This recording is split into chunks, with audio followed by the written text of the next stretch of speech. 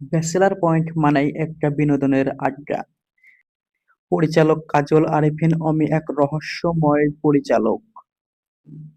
পরিচালক কাজল আরেফিন অমি প্রায়ই রহস্যময় এই নাটকের বিভিন্ন ধরনের ধাঁধা বা টুইস্ট নিয়ে আসেন। তেমনই একটি ধাঁধা হচ্ছে হাবু ভাইয়ের টাকা চুরি। হাবু ভাইয়ের ট্যাঙ্ক থেকে 50,000 টাকা চুরি হয়ে যায়, কিন্তু এই টাকা কে চুরি করেছে তা জানা যায় না। হাবু ভাই বিভিন্ন ধরনের মানুষকে সন্দেহ করে, কিন্তু নেহাল চরিত্রে তৌসিফ মাহমুদকে কখনোই সন্দেহ করে না।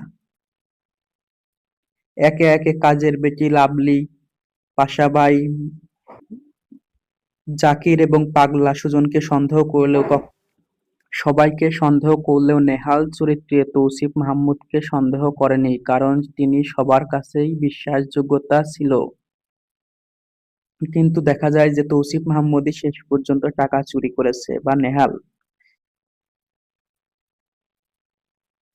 আপনাদের কাছে এই টাকা চুরির বিষয়টা কেমন লেগেছে তা কমেন্ট বক্সে জানিয়ে দেবেন। আর আপনাদের কাছে ব্যাচেলর পয়েন্ট নাটকটি কেমন লাগে তা আমাদের জানাবেন। ভিডিওটি যদি ভালো লেগে থাকে অবশ্যই চ্যানেলটি সাবস্ক্রাইব করে সঙ্গেই থাকবেন।